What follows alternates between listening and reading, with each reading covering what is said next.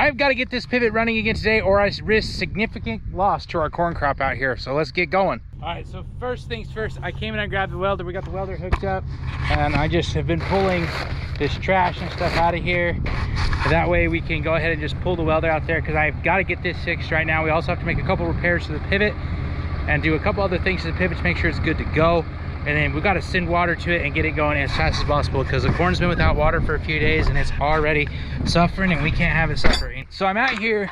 The first thing I need to do is I'm working on setting this pivot up to get going again. I need to check this booster pump, make sure it's clean, because the last time it was dirty. You know, Comet makes these pretty slick in-gun nozzle wrenches, and they have the little, you know, hex there, which is the perfect size for the booster pump bolts. Like they did that on purpose. And I'm a little upset at myself because I asked for Comet sprinklers on this pivot and I didn't get them. This is our lease farm. When this pivot got put up last spring, I asked for Comet and we didn't get it. And knowing what I know now, and with all the Comet sprinklers we have on the home farm, I really wish I would have pushed harder, because I'm just flat impressed with the Comet sprinklers. They have just done an outstanding job, and so I'm disappointed that I didn't push harder. So as you can see, or maybe not see, that's basically full of mud and crawdad parts. So I'm going to just clean it out, and I'm sure the pump may be full of junk too. I may have to come back out here. And yes, I'm wearing gloves, and that's because it's 100 degrees outside and everything is freaking hot. This system, because the water has to go through a gravity pipe and go out to the pump, it takes, I mean, you get water there in about 5 minutes, but it takes quite a while for the flow to pick up and be correct.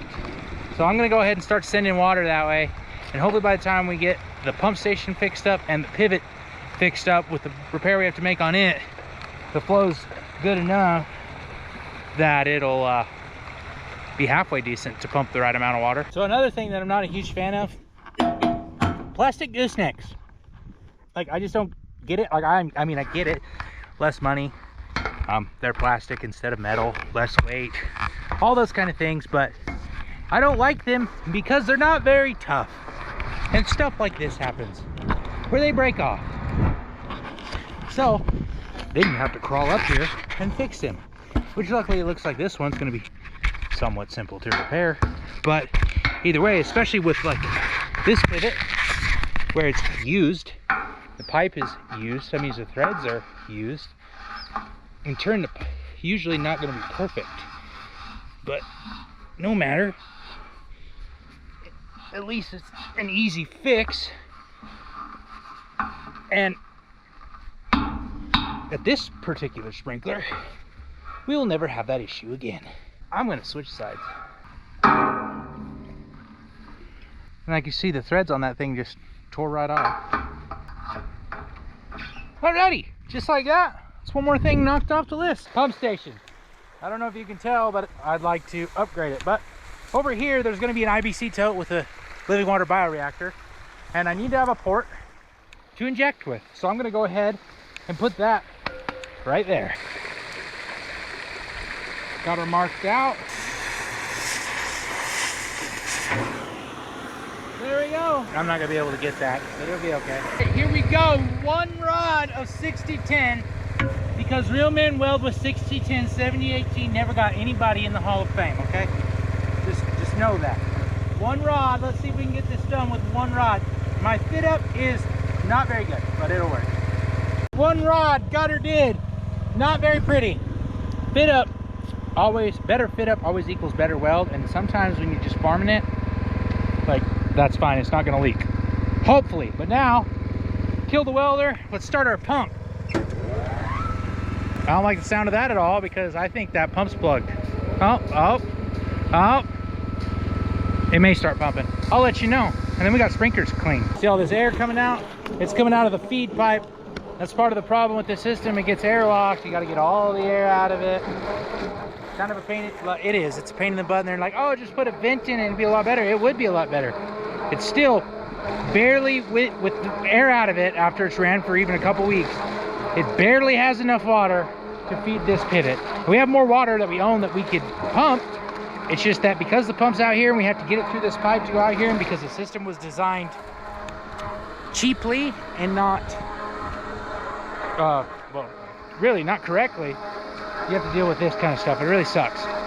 And a lot more work than it should be. It's a hindrance. It's still better than some other options, but like I said, it's barely pumping any water right now. The sump is still working on getting more flow into it.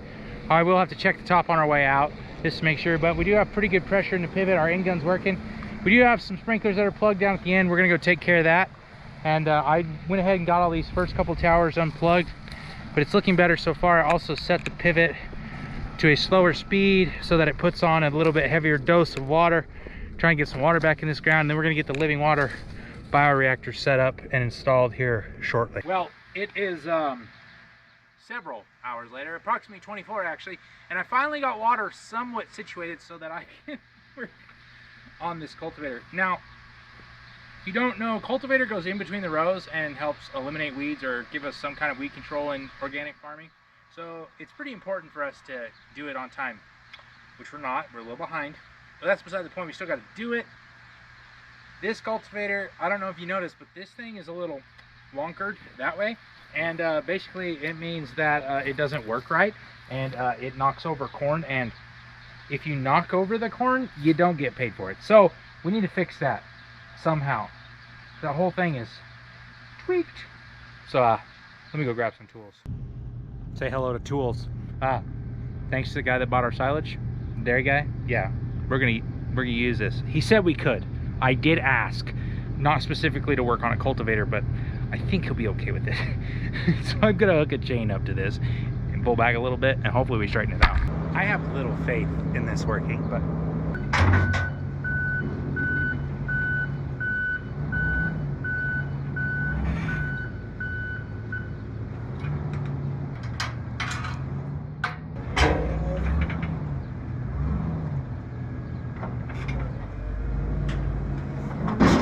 because I need to get this done, and you know, if I have to buy parts, I have to buy, which sucks, but either way, I think what I'm going to do is I'm going to come right up to this and put the bucket here, and I'm just going to push on this a little bit and just try to get it to twist a little bit straighter.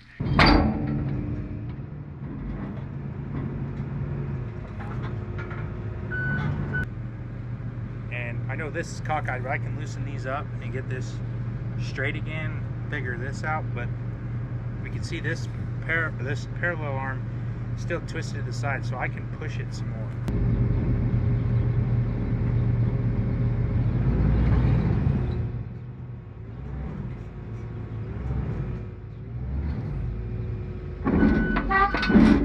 Oh yeah, that's way better. It's not perfect, but now this goes up and down. I can still push on it some more, and I might just push on it a little more and try to get this whole thing to twist.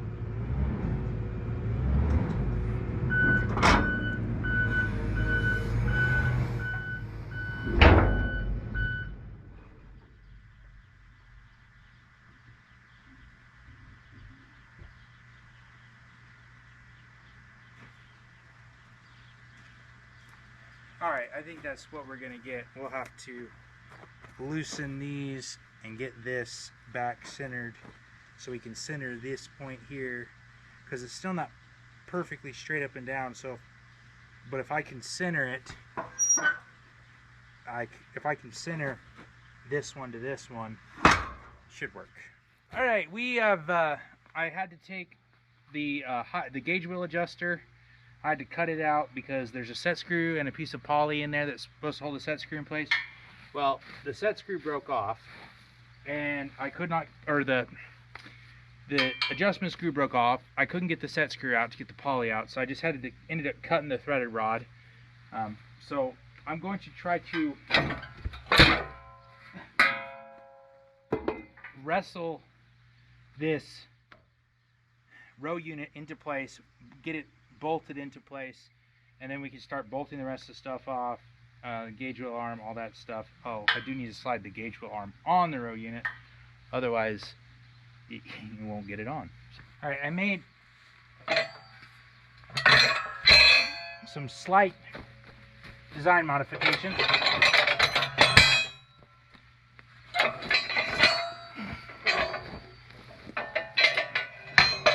No matter, the parts are on there now. Yeah.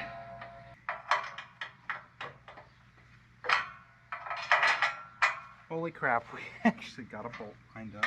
So the next problem I have is the gauge wheel arm actually goes up to this next bolt hole, but you can see that is pretty big compared to this is not the right bolt. That is pretty big compared to the hole, right? This is correct, but there's actually bushings in here that I don't have for new, so I gotta get these bushings out. More cutting torch. Well, this ain't gonna help you guys very much, but it's back on there. It's still crooked. We'll work on that at some point, but now I just gotta get the row spacing right, and we can go cultivating. So the cultivator's fixed. Time to get back to that field. God bless. We'll see you next time on American Beef Ranch, and next time we are cultivating.